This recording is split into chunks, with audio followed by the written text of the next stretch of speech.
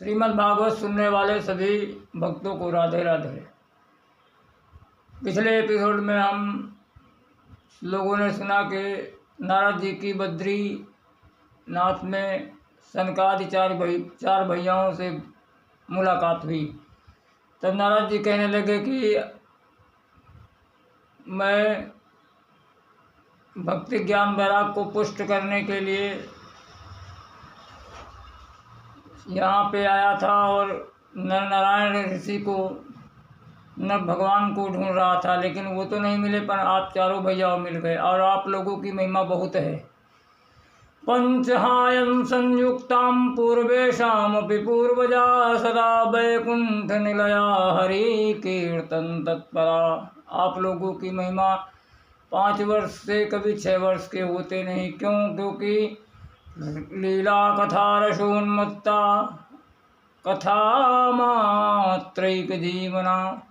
आप भगवान की लीला कथा में मस्त रहते हैं और कथा ही आपका जीवन है। अतः काल समादिष्टा जरायुष्मान न बाधते, इसलिए काल का आपके ऊपर प्रभाव नहीं पड़ता है। तो अब आप लोग ही बताइए कि सत्कर्म किसे कहते हैं। तब सनकादि ऋषियों ने कहा कि नारद जी, माँ चिंतां कुरु देवरसे हर्षं चित्ते क्षमावह। ये देवऋषि चिंता मत कीजिए और अपने मन को प्रसन्न कीजिए। उपायम सुख साध्यो अत्र वर्तते पूर्व वही। इसका उपाय हम लोगों के पास पहले से उपलब्ध है। श्रीमद्भागवतालापाशतु गीता शुकादि भी। जो श्रीमद् भागवत महापुराण सुखादि महानुभावों के द्वारा गाया हुआ है, वही इसका उपाय है। तब नारद जी ने कहा कि हमने तो वेद वेदांत सभी सार सुना दिए, लेकिन उनको कुछ भी चेतना नहीं हुई। और हम जानते हैं कि ये श्रीमद् भागवत भी वेदों का सार ही है। तब सनकादि ऋषियों ने कहा कि सनकादि ऋषि बोले कि नारद जी, जैसे कोई आम खाता है, आम बहुत मीठा होता, लेकिन अब वो सोचे कि आम से मीठा भी इसका वृक्ष होगा, तो वो आम छोड़कर वृक्ष चबाने लगे तो क्या उसको स्वाद मिलेगा? नहीं। इसी प्रकार जैसे गन्ने के और छोर में रस व्याप्त होता है तथा उसी से शर्करा बनती है, लेकिन जो शर्करा से मिठाइयाँ बनती है वो गन्ने के रस से नहीं बनती। तथा जिस प्रकार दूध से ही घी उत्पन्न होता है और जो काम दूध करता है वो घी नहीं करता, और जो घी करता है वो दूध नहीं करता। जैसे पूरी बन रही है तो घी खत्म हो जाए तो कहे कोई कितना भी तर्क दे कि भाई घी खत्म हो गया तो दूध डाल दो, दूध तो घी का भी बाप है, लेकिन वो काम वो नहीं करेगा। इसी प्रकार वेद वृक्ष हैं और श्रीमद् भागवत उसका रस में पका हुआ फल है।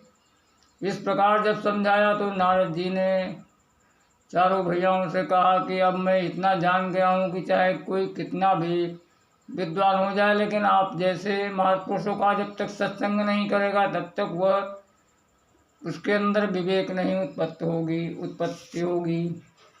भाग्योदयेन बहुजन्म समर्जितेन सत्संगमं च लभते पुरुषो यदा वै अज्ञान हेतु कृतमोहमदान्धकार नाशं विधाय तदो उदयते विवेकम। और बोले कि भाई सत्संग भी कब प्राप्त होगा कि भाग्योदयेन बहुजन्म, जब जन्म जन्मांतर के पुण्य उदय होंगे तब सत्संग का लाभ होगा। और सत्संग सुनने से क्या होगा कि अज्ञान हेतु कृत मोह मदांधकार, जो ज्ञान रूपी अंधकार और मद रूपी अहंकार है उसका नाश हो जाएगा और उत्तम विवेक की उत्पत्ति होगी। अब नारद जी ने कहा कि हम आप लोगों से एक श्रीमद् भागवत कथा सुनना चाहते हैं। तब सनकादि ऋषियों ने कहा कि गंगा द्वार समीपे तु तटमानंद नामकम, चलो हरिद्वार चलते हैं और वहीं कथा होगी। तो जब हरिद्वार पहुँचे तो वहाँ पे जब सब लोगों ने सुना कि भाई कथा होने जा रही, कथा कौन कह रहा है कि भाई सनकादि कथा कहेंगे और सुनने वाला नारद जी। तो श्रोता वक्ता ज्ञान निधि, दोनों ही श्रोता और वक्ता ज्ञान के भंडार हैं। कथा बहुत जबरदस्त होगी। तो सभी ऋषि मुनि आने लगे और एक से एक बड़े बड़े ऋषि मुनि अत्रि वशिष्ठ च वनश्च गौतमो मेधातिथि देवल देवरातो रामस्तथा गादिसुता च साकलो मृकण्डपुत्रा त्रिज पिप्पलादा योगेश्वरो व्यासपराशरो च छायासुको जाजलजन्मुख्या सर्वेप्यमी मुनिगणा सा पुत्र शिष्या स्वस्त्रीराभिरति प्रणयेन युक्ता स्वस्त्रीभिरायुरति प्रणयेन युक्ता। जो ऋषि मुनि गृहस्थ थे वो स्त्री पुत्रों के साथ, और जो सन्यासी थे वो अपने शिष्यों के साथ आए, तथा जो नहीं आ रहे थे अपने गुरुत्व के कारण तो गुरुत्वा तत्र नायाता भृगु संबोध से आने, भृगु जी उनको पकड़ पकड़ के ला रहे थे कि चलो भाई कथा हो रही है।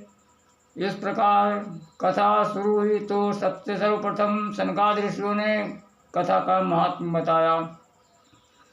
सदा सेव्या श्रीमद्भागवती कथा यस्य श्रवणमात्रेण हरिश्चित्तं समासयेत्। ये श्रीमद्भागवत कथा सदा ही श्रवण करने योग्य है और इसके श्रवण से हरिश्चित्तं समाश्रयेत्, भगवान हरि आपके हृदय में प्रविष्ट हो जाएंगे। और जो कथा नहीं सुनता है उसके लिए भी सनकादि ऋषियों ने कहा, क्या जन्म मात्रमपि येन सठेन किंचित् चित्तं विधाय सुखशास्त्र कथा न पीता। आजन्म मात्रमपि येन सठेन किंचित्, जिसने अपने जीवन में कभी एक बार भी मन लगाकर कथा नहीं सुना। आजन्म मात्रमपि येन सठेन किंचित् चित्तं विधाय सुखशास्त्र कथा न पीता। चाण्डालवच्च खरबदवत् तेन नीतं मिथ्यास जन्म जननी जन दुख भाज। उसने अपने माँ के गर्भ में पैदा होकर व्यर्थ ही माँ का कष्ट दिया, उसका जन्म बेकार है। और इस प्रकार सनकादि ऋषियों ने कहा और कहा, जीवच्छो निगदिता सदपाप कर्मा। वो जीता हुआ मुर्दा है और बहुत ही पाप कर्मा है। ये नाश्रुतम सुख कथा वचनम न किंचित धिकतम नरम पशु श्रम भुवि भार रूपा। वो मनुष्य को धिक्कार है, वो पृथ्वी पे केवल भार रूप में ही प्रकट हुआ है या पैदा हुआ है। मेवं वदन्ति देवी देव समाधि मुख्या। और सनकादि ऋषि कह रहे हैं, ये मैं नहीं कह रहा हूँ, ये जो देवताओं के मुख्य इंद्रादि देवता हैं वे सब कह रहे हैं। और इस कथा का दिनानाम नियमो नास्ति सदैव श्रवणं मतम्। इसमें दिन मुहूर्त का कोई भी विधान नहीं है, जब इच्छा हो जब आप कथा सुन सकते हैं। तो ऐसा जब महात्म सुना ही रहे थे तो भक्ति सुतौ तौ तरुणों गृहीत्वा प्रेमैक रूपाय सहसा विरासी। भक्ति सुतौ तौ तरुणौ, भक्ति और उसके जो दोनों पुत्र बुढ़े थे वो जवान हो गए, तरुणों। और उस सभा में प्रकट होकर तीनों लोग नाचने लगे। भक्ति सुतौ तौ तरुणौ गृहीत्वा प्रेमैक रूपा सहसा विरासी। श्री कृष्ण गोविंद हरे मुरारे नाथेति नामानि मुहुर्वदन्ति। तो इस प्रकार जब सभी ऋषि मुनियों के बीच में भक्ति देवी प्रकट हुई तब ऋषि मुनि आश्चर्यचकित हो गए और उन्होंने कहा, कथम प्रविष्टा कथमागतेयम। अरे ये कौन है और कहाँ से आ गई। मध्य मुनि नाम इतरकंती। आपस में बातचीत करने लगे। तब सनकादि ऋषियों ने कहा कि ये भक्ति महारानी है और ये अभी अभी भागवत के अर्थ से प्रकट हुई है। तब भक्ति महारानी ने कहा, मैं कहाँ बैठ जाऊँ। तब सनकादि ऋषियों को कहा कि निरंतरम वैष्णव मानसानी। आप भगवान के जो प्यारे भक्त हैं इनके हृदय में सदा विराजमान रहिए। गुरु भक्ति माता की जय। अब अगले पार्ट में आगे की व्याख्या धुंधकारी का और आत्मयोग कथा।